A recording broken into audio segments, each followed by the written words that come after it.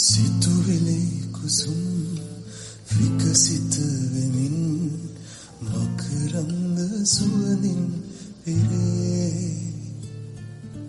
ඔබගේ හඬින් විවරණ හරන් ජීවිතය ගියක් වුණේ දවසක තුම් කිරුලක් දරන් ඔබ එන්න රජිනක් ලෙසින් හිත කලමවින් හැඟුමන් නැබී ඔච්චම් කළේ කවදාක හෝ නොදැනුණු ලෙසින්. අපේ කලින් වීඩියෝ එකෙන් අපි ඔයාලගෙන් ඉල්ලුවා ෂෙමි බබාගේ ඔපරේෂන් එක ඉක්මනින්ම කරගන්න වගේම ඒ ඔපරේෂන් එක 100% සාර්ථක වෙන්න කියලා ඔයාලගේ ආශිර්වාදයත් ප්‍රාර්ථනාවලත් එකතු කරන්න කියලා. අද මම මේ වීඩියෝ කරන්නේ ගොඩාක් ලොකු සතුටකින්. ඔයාලා හැමෝම කරපු ඒ ආශිර්වාදයන් වලටත් ඒ ප්‍රාර්ථනාවන් වලටත් දෙවියන් වහන්සේගෙන් පිළිතුරු අපිට ලැබිලා තියෙනවා. අපේ ෂෙමි බබාගේ ඔපරේෂන් එක සාර්ථකව ඉවර වෙලා එයා අද සුව පහසුවෙන් අපේ ගෙදර අපිත් එක්කම ඉන්නවා. හොස්පිටල් එකේ ගත කරපු ඒ බියකරු ඒ ආදරේ පිරුණු දවස් ටිකේ ඉඳන් එයා ගෙදර ආපු මොහොත වෙනකන් සිද්ධ වුණු දේවල් අද මම ඔයාලත් එක්ක බෙදා ගන්න යනවා.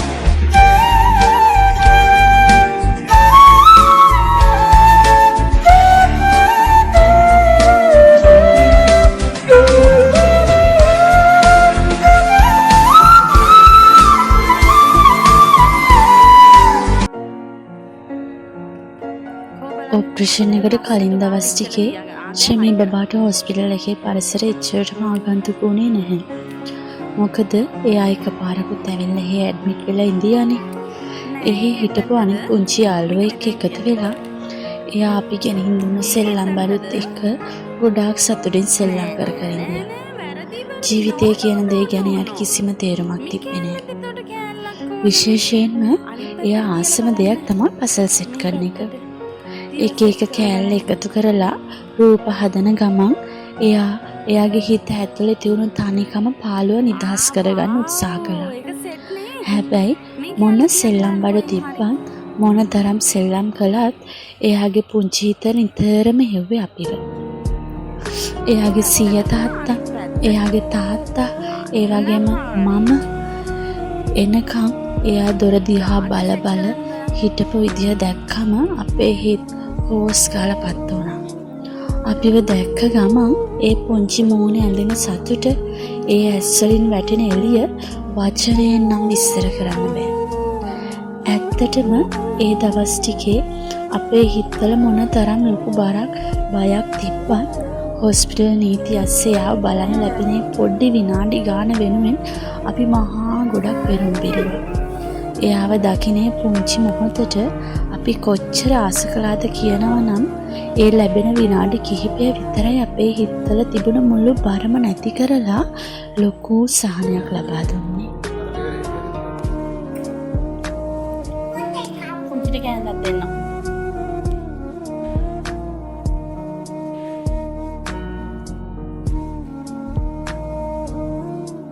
Thank you.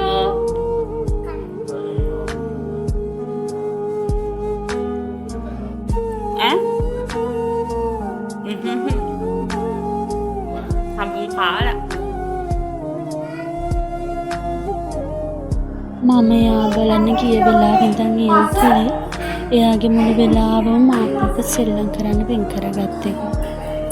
පුංචි අපි මෙහෙම කරමු. පුංචි අපි මේකෙන් සෙල්ලම් කරමු. පුංචි ඔයා මට පසල් ගෙනාවද? පුංචි ඔයා මට අඹ ගෙනාවද? පුංචි ඔයා අද මොනවද ගෙනාවේ? පුංචි ඔයා යන්න එපා කිය එයා මාව එක මොහොතකටවත් අතෑරියේ නෑ. එයා කලින් දවසේ රෑ දැකපු හීන, එයා කතා කරපු විදිහ, එයා කරපු පුංචි දේවල් හරිම ආසාවෙන් එයාගේ ඇස් හීනි කර කට හද පුංචි මම මේ වගේ දෙයක් හීනෙන් දැක්කා. පුංචි මම ඔයාව හීනෙන් දැක්කා කියලා එයා අතින් පායන අඟවඟව කියද්දී අපිට තිබුණු හැම දුකක්ම අමතක වෙලා ගියා.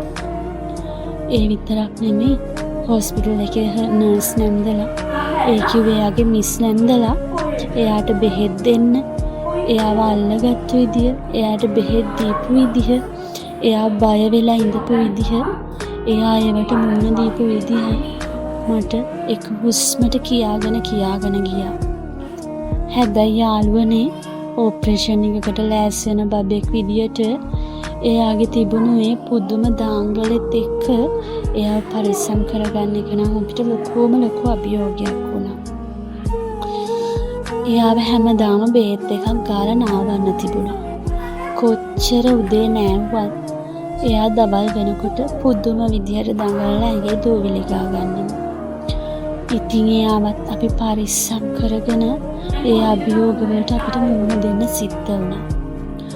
ඒ මොනවා වුණත් වාට්ටුවේ හිටපු අනිත් පුංචි යාළුවෙක් එක්කත් එකතු වෙලා එයා ඒ භයානක දවස් ටික ඒ හොස්පිටල් පරිසරය ඇතුලේ එයා එයාගේ පුංචි ලෝකේ සතුටින් තියාගන්න අදපු විදිය දැක්කම අපේ හිතවලට ආයේ විස්තර කරන්න බැරි තරම් ආදරයක්.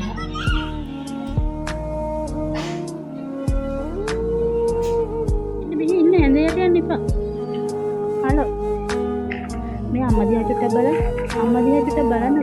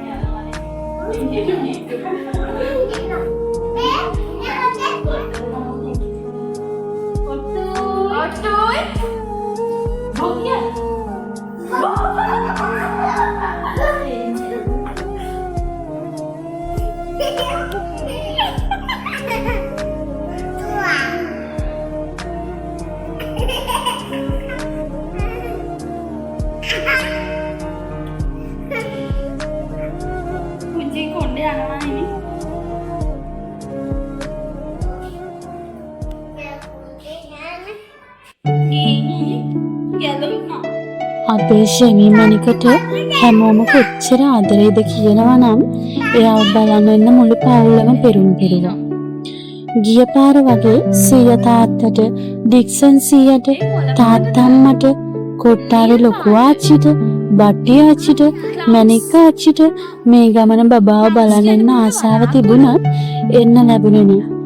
ඒ විතරක් නෙමෙයි එයාගේ ලොකු අම්මලා, නැන්දලා හැමෝම අපි මැනිකව බලන්න එන්නද කියලා ගොඩාක් ඇහුවා. කොයි තරම් අපිට යාළුවා එක්ක යන්න ඕන වුණා, කොච්චර ආස වුණත් වෛද්‍ය උපදෙස් මත අපේ නයිකගේ ආරක්ෂාව ගැනම විතරක් හිතලා ඒ හැමෝගෙම පැමිණීම සීමා කරන්න අපිට සිද්ධ වුණා. මොකද මේ වෙලාවේ යාට උනුනේ උපරිම විස බීජ හරණය වුණු ආරක්ෂිත පරිසරයක්. ඉතින් හිතේ ලොකු දුකකින් උනත් දෝනිගේ නිරෝගීකම වෙනුවෙන් ඒ තීරණය අරගෙන මේ පාර හොස්පිටල් එකේ අපේ මැනික ළඟින් ඉන්න ගියේ මායි දෝනිගේ තාත්තයි විතරයි. හැබැයි ඒ හැමෝගෙම ආදරණීය සිතුවිලි සහ ප්‍රාර්ථනා එක මොහොතකටවත් අපේ දෝනිගෙන් ඈත්ුනේ නැහැ. අන්තිමේදී අපේ හිතවල ලොකුම තිගැස්ම ඇති කරපු ඒ දවස ෂෙමි බබාගේ ඔපරේෂන් එක තිබුණු දවසත් උදා වුණා. හැබැයි ඒ උදේවරුේ අපේ දෝනිට ගොඩාක් විශේෂ දවසක් වුණා. මොකද සති දෙකකට විතර පස්සේ එයාට එයාගේ ආදරණීය සීයා තාත්තව දකින්න ලැබුණා. සති දෙකකින් දැක්කේ නැති සීයා තාත්තව දැක්ක ගමන් දෝනියම බදාගෙන ආදරේ දක්වපු විදිහ දැක්කම අපිට අමුතු සතුටක් ආවා. එයාගේ පුංචි අත් දෙකෙන් සීයා තාත්තගේ බෙල්ල බදාගෙන හිටපු විදිහ තිබුණේ විස්තර කරන්න බැරි තරම් ලොකු ආදරයක්.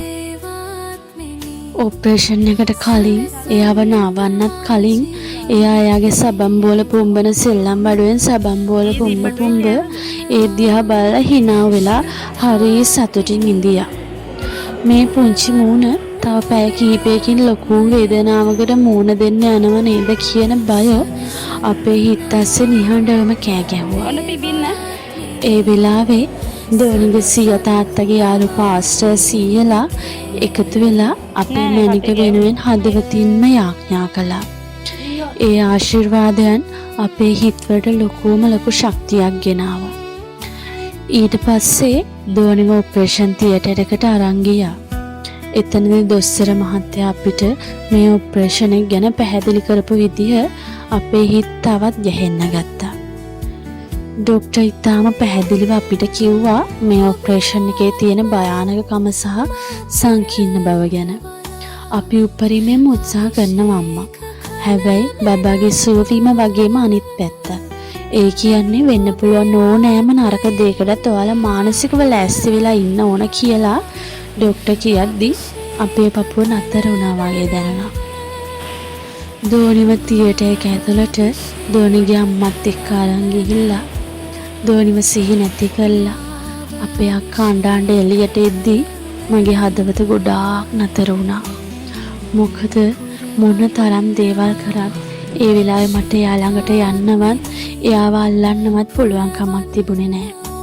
මොකද අපි හොස්පිටල් එකේ නීති රීති වලට වගේම ડોක්ටර්ගේ වෛද්‍ය උපදෙස් පිළිපදින්න ඕන නිසා.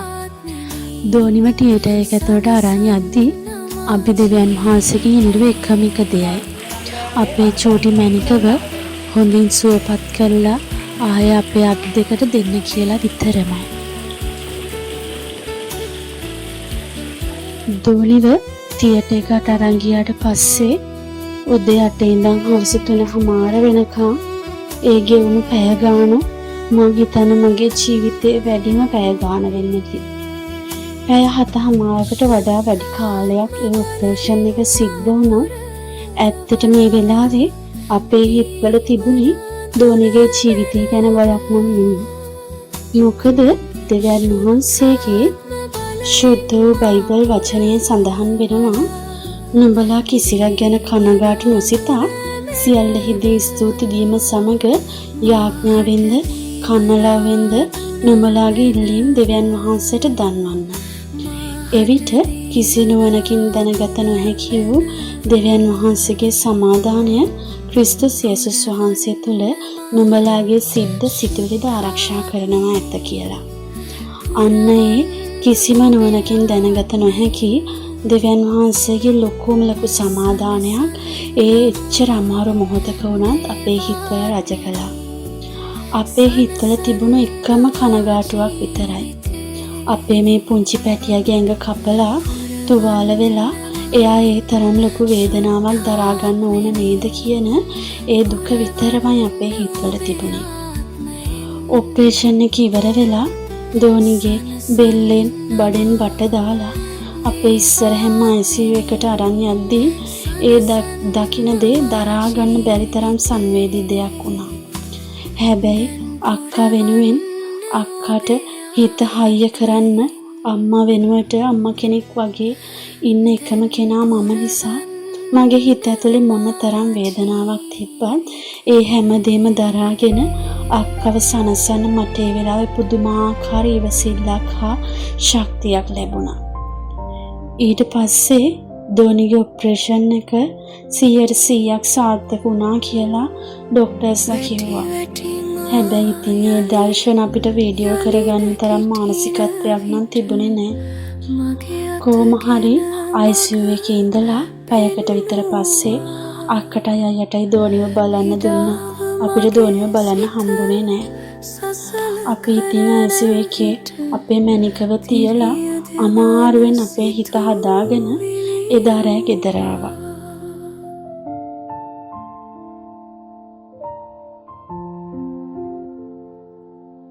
සමිදේ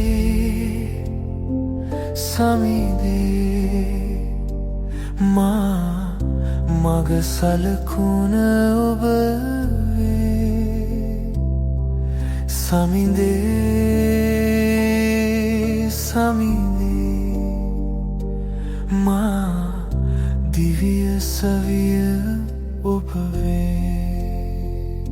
ඊළඟ දවසේ උදේම ICU එකේ ඉඳපු අපේ පුංචි දෝනිව බලන්න අපි ගිය වෙලාවේ එතන ඉඳපු නර්ස්ලා කියපු ලස්සන කතාවක් තිබුණා. ඒ තමයි අම්මා කිසි දෙයකට බය වෙන්න එපා. අනිත් බබාලට වඩා ගොඩාක් ඉක්මනින් ඔයාගේ බබා රිකවර් වෙනවා. ඒ නිසා ඔයාලා බය නොවී ඉන්න කියලා එයාලා කියද්දී අපේ හිතවලට ආවේ ලොකු සහනයක්. ඊට පස්සේ දෝනිව සාමාන්‍ය වාට්ටුවකට මාරු කළා. ඒ තරම් භයානක සංකීර්ණ ඔපරේෂන් එකකට පස්සේ අපේ මැනිකට කිසිදු අතුරු ආබාධයක් නැතුව මෙච්චර ඉක්මනින් සුව කළා දුන්නේ ගැන මම මේ වෙලාවේ මගේ ආදරණීය දෙවියන් වහන්සේට හදවතින්ම ස්තුතිවන්ත වෙනවා. ඒක ඇත්තටම මහ පුදුමාකාර ලොකු හාස්කමක්. වාට්ටුවට ආවට පස්සේ ඔපරේෂන් එක නිසා අපේ පුංචි දෝනි ගොඩාක් කෙට්ටු වෙලා තමයි ඉඳී. එයාගේ පුංචි රූපය දැක්කම අපිට නම් හෝස් ගාලා පත් වුණා. ඔයාලා ගොඩාක් ආසාවෙන් බලන් ඉන්න ඇතිනේ වාට්ටුවේ දෝනි ඉන්න විදිය බලන්න. ඒ හොස්පිටල් එකේ තිබුණු නීති රීති නිසා දෝනිගේ ආරක්ෂාව නිසා අපිට වාට්ටුව ඇතුලේ කිසිම දෙයක් වීඩියෝ කරගන්න ලැබුණේ නැහැ. ඒ ගැන ඔයාලා හැමෝගෙම මම සමාව ඉල්ලනවා. ඔන්න ඉතින් ඒ හැම දෙයකටම පස්සේ අපේ දෝනි මණිකගේ ටිකට් කපපු දවසට ආවා. ගෙදර එන්න ලැබුණ සතුටද කොහෙද? එදා ගෙදර එන කලබල ඇස්සේ අපිට වීඩියෝ එකක් නම් කරගන්න අමතක වුණා. හිතේ තිබුණු සතුට නිසා වෙන කිසිම දෙයක් මතක් වුණේ නැහැ. හැබැයි ගෙදර ආපු ගමන්ම අපේ ෂෙමී මණික එයාගේ හිතේ තිබුණු මුළු පීඩනයම ටික අඩු කරගන්න පටන් අරන් කියලා අපිට දැනුණා. එයාගේ සීය තාත්තව දැකපු ගමන් එයාගේ හිතේ තිබුණු ආදරේ කියන්න වචන මදි වුණා. හොස්පිටල් එකේදී දැනුනේ තනිකම, පාළුව, ඒ භයානක සද්ද නැති කරගන්න හදනවා වගේ එයා ගොඩ වෙලා සද්ද නොකර එයාගේ සීය තාත්තගේ ඇඟට හේතු වෙලා සීය තාත්තව බදාගෙන ටික වෙලාවක් හිටපු විදිහ දැක්කම අපේ හිත දුකින් සතුටින් පිරීලා ගියා.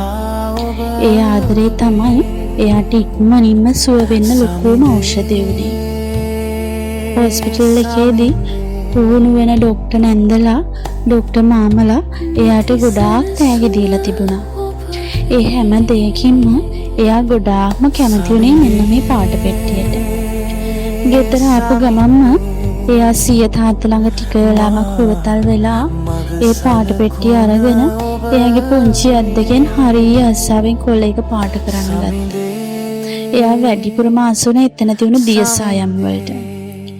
එයා ඒ පාට තවරන එක ඉරක් ගානේ තියෙන්නේ එයාගේ අලුත් ජීවිතේ එයාගේ නිදහසයි සතුටයි. ඉතින් යාළුවනේ මේ අමාරු කාලේ පුරාවටම අපේ ළඟින් හිටපු ෂෙමි බබා වෙනුවෙන් එක වචනකින් හරි ප්‍රාර්ථනා කරපු, ඒ වගේම කමෙන්ට් කරපු, මැසේජ් කරපු වාසුස් ඩයරි එකේ හැමෝටම අනිත් හැමෝටම මම හදවතින්ම ස්තුතිවන්ත වෙනවා. ඔයාලගේ ආදරය තමයි අපිට ලොකුම ශක්තියක් උනේ. ඒ වගේම මේ හැම දෙයකටම අපි ළඟින් ඉඳිමින් අපිට ශක්තියක් වුණු දෙවියන් වහන්සේට මානසික වාරයක් ස්තුතිවන්ත වෙනවා. අපේ මැනිකව ඒ ડોක්ටර්ලා කරපු සාර්ථක ඔපරේෂන් එකකින් පස්සේ ඉක්මනින්ම සුව වෙන්න හේතුවක් වුණේ අපේ දෙවියන් වහන්සේ කියලා මට විශ්වාසයි. ඉතින් මේ වෙලාවේ මම දෙවියන් වහන්සේට අනේක වාරයක් ස්තුතිවන්ත වෙනවා. දැන් අපේ ෂෙමී දෝනි ගොඩාක් සුවෙන් ඉන්නවා. ඉතින් ඉස්සරහටත් එයාගේ ලස්සන වීඩියෝ ඔයාලට බලන්න පුළුවන් වෙයි. ඔයාලා මේ වීඩියෝ එකට කැමති නම් ලයික් කරන්න, ඔයාලගේ අදහස් කමෙන්ට් කරන්න, තව කෙනෙක්ට බලන්න ෂෙයා කරන්න.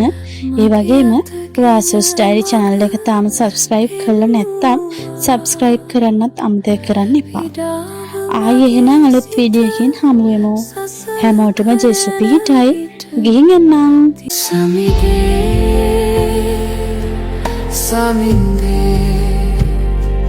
මා සැපත සතුට ඔබේ සමිඳේ සමිඳේ මා දිව්‍ය සුව